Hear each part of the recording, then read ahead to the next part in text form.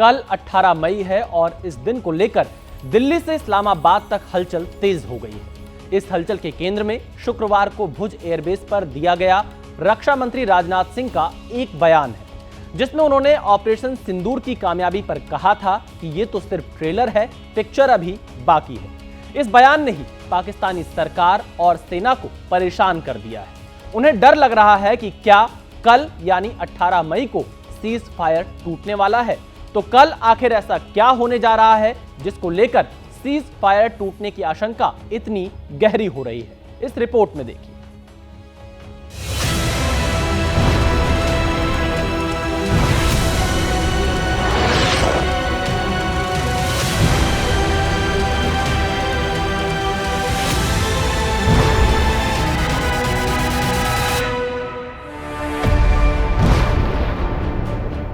क्या एक बार फिर भारतीयों को ये दृश्य देखने को मिलेंगे? क्या एक बार फिर हवा में ही पाकिस्तान की साजिश का धुआं उड़ेगा?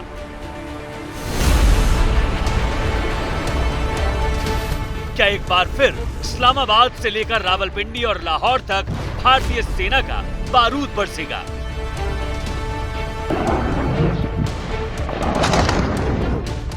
ये सवाल इसलिए क्योंकि पाकिस्तानी सांसदों को भारत से नए हमले का डर सता रहा है। पाकिस्तानी सांसदों ने संसद में खड़े होकर रविवार के बाद फिर से भारत की तरफ से बड़ा हमला होने की आशंका जाहिर की है। अब सवाल ये है कि 18 मई को लेकर पाकिस्तान इतना परेशान क्यों है? ये जानने के लिए बीते 2-3 दिनों में कूटनीति के मोर्चे पर हुए कुछ बदलावों पर गौर करना जरूरी है।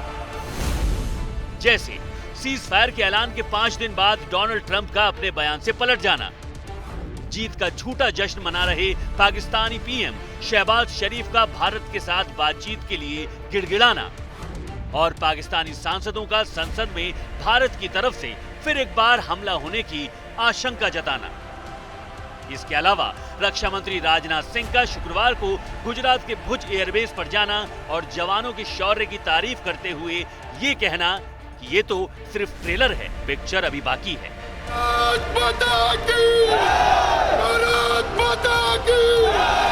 ऑपरेशन सिंदूर अभी खत्म नहीं हुआ है। जो कुछ भी हुआ है वह सिर्फ एक ट्रेलर मात्र था। अब समय आएगा, जब भी सही समय आएगा तो हम पूरी पिक्चर भी दुनिया को दिखाएंगे। भारतीय वायुसेना के लिए सिर्फ 23 मिनट यह काफी थे पाकिस्तान की सरजमी पर पल रहे आतंक के अजगर को कुचलने के लिए। जितनी देर में लोग नाश्ता पानी निपटाते हैं उतनी देर में आपने दुश्मनों को निपटा दिया।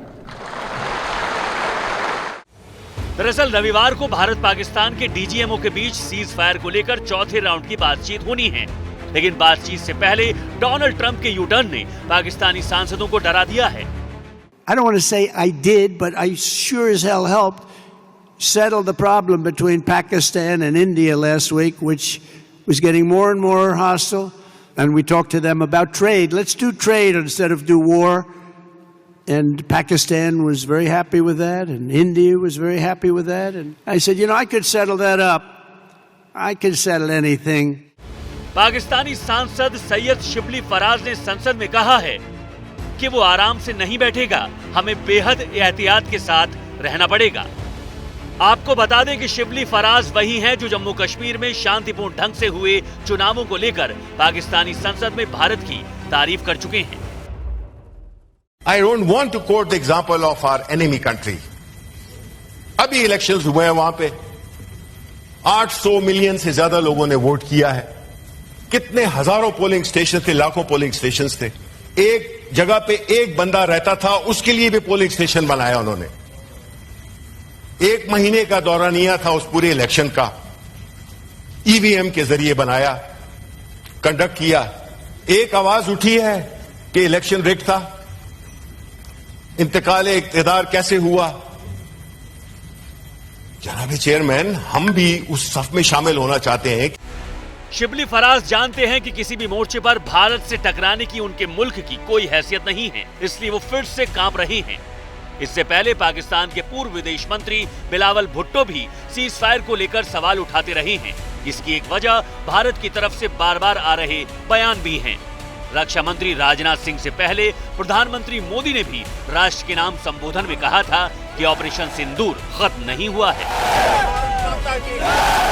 हमने पाकिस्तान के आतंकी और सैन्य ठिकानों पर अपनी जवाबी कार्रवाई को अभी सिर्फ स्थगित किया है।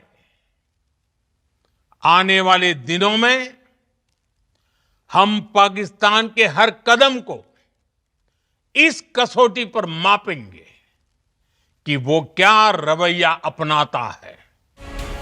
फिलहाल 18 मई को क्या होगा ये तो तभी पता चलेगा, लेकिन भारतीयों को ये सुनकर जरूर अच्छा लग रहा है कि पाकिस्तान फिर एक बार डर रहा है।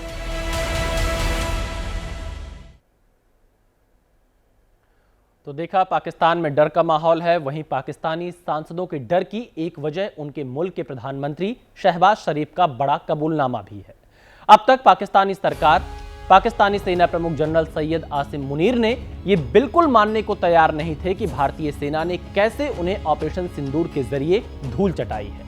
हर बार हर मंच से झूठ पर झूठ बोला जा रहा था और भारत के खिलाफ जीत का झूठा जश्न मनाया जा रहा था। पाकिस्तानी प्रधानमंत्री शहबाज शरीफ पाकिस्तानी सेना के बेस पर घूम रहे थे और अपनी फतह का झूठा ढोल पीट रहे थे। हालांकि दुनिया को उनकी ये पूरी ड्रामेबाजी समझ आ रही थी, लेकिन अब तो खुद उन्होंने जनरल आसिम मुनीर के सामने ये कबूल कर लिया कि भारत ने अंदर घुसकर उन पर मिसाइल प्रहार किया है।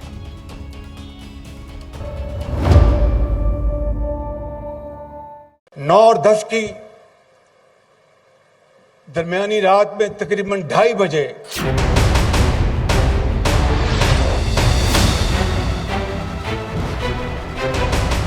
सिपह सलार जनरल सैयद आसिम मुनीर ने मुझे सिक्योर फोन पे मुझे बताया कि वज़ीर-ए-आज़म साहब, हिंदुस्तान ने अपने बैलिस्टिक मिसाइल अभी लॉन्च किए हैं।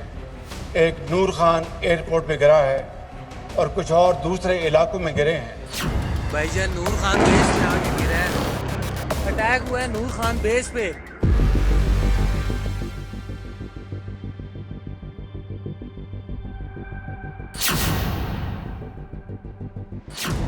जनाब, आप इतने शरीफ तो ना थे कि खुद अपनी जबान से ये कबूल करते कि भारतीय सेना की मिसाइलों ने पाकिस्तान में अंदर तक प्रहार किया है, पाकिस्तान के अलग अलग एयरबेस को अटैक कर नुकसान पहुंचाया है। ये शहबाज शरीफ की शराफत नहीं है, बल्कि उस सच की ताकत है जिसे पाकिस्तान बार बार एक के बाद एक झूठ बोलकर दबाने की कोशिश कर रहा था। लेकिन कहते हैं ना कि सच 100 तालों के पीछे भी नहीं छिपता। वही हुआ और खुद सच पाकिस्तानी पीएम शहबाज शरीफ की जुबान पर आ गया। 9 और 10 की दरमियानी रात में तकरीबन 2:30 बजे सिपह सलार जनरल सैयद आसिम मुनीर ने मुझे सिक्योर फोन पे मुझे बताया कि वज़ीर-ए-आज़म साहब, हिंदुस्तान ने अपने बैलिस्टिक मिसाइल अभी लॉन्च किए हैं। एक नूर खान एयरपोर्ट पे गिरा है और कुछ और दूसरे इलाकों में गिरे हैं। आपको सुनकर हैरानी हुई होगी कि पाकिस्तानी पीएम कैसे अपने मुंह से अपने मुल्क की पिटाई का बखान कर रहे हैं। लेकिन आगे हम जो आपको शहबाज शरीफ के मुंह से सुनाने जा रहे हैं, उसे सुनकर आप और ज्यादा हैरान होंगे। हो सकता है आपके चेहरे पर हंसी भी आ जाए।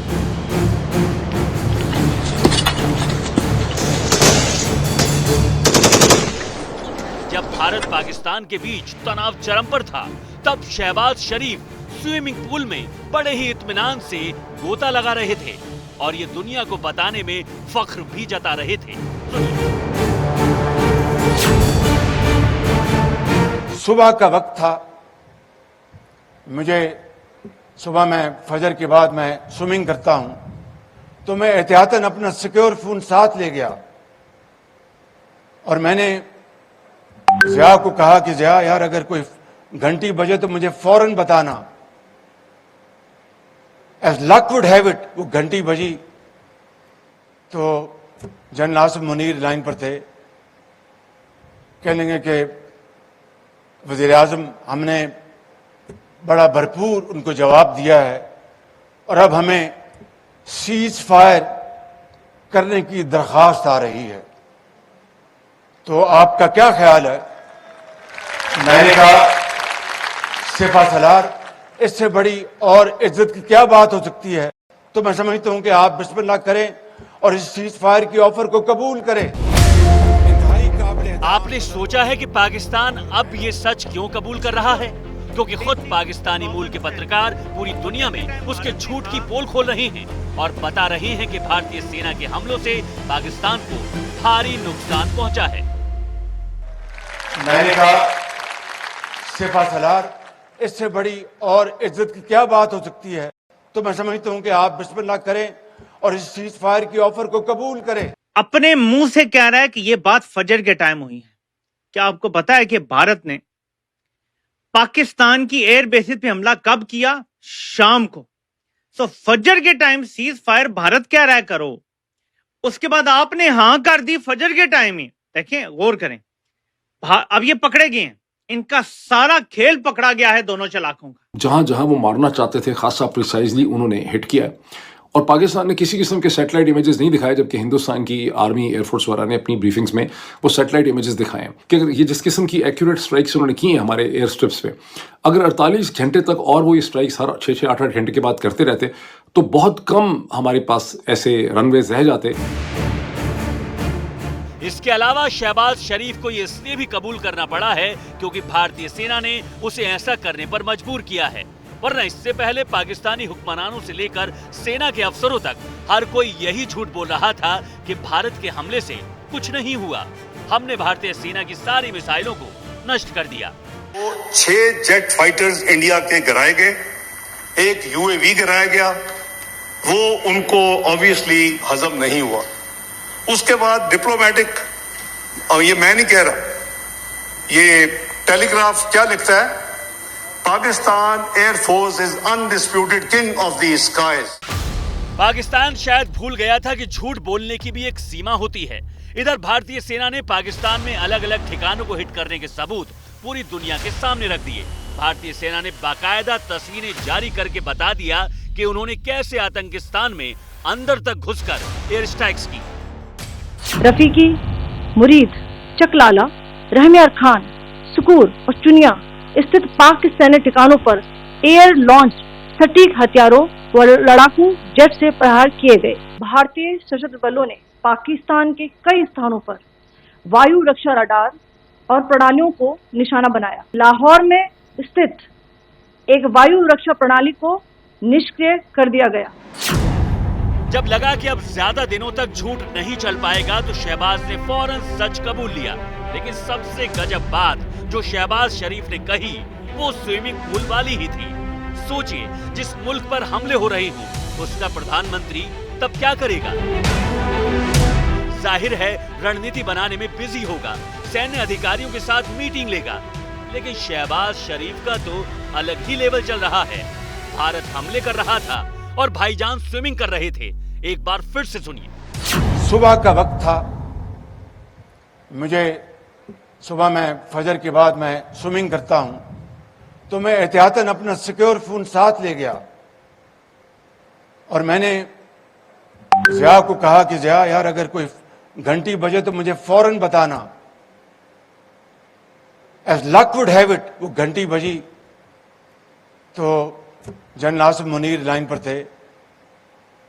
कहने लगे कि वज़ीर आज़म हमने बड़ा भरपूर उनको जवाब दिया है और अब हमें सीज फायर करने की दरख्वास्त आ रही है, तो आपका क्या ख्याल है? मैंने कहा सिपह सलार, इससे बड़ी और इज्जत की क्या बात हो सकती है? तो मैं समझता हूं कि आप बिस्मिल्लाह करें और इस सीज फायर की ऑफर को कबूल करें। अब तो आप समझ ही गए होंगे कि पाकिस्तानी सरकार की हालत क्या है। अब तक आपने सुना था कि रोम जल रहा था और नीरो बंसी बजा रहा था, लेकिन अब शहबाज शरीफ के कबूलनामे को भी इस मिसाल के तौर पर इस्तेमाल किया जाएगा कि पाकिस्तान पर बम बरस रहे थे और शहबाज शरीफ स्विमिंग कर रहे थे।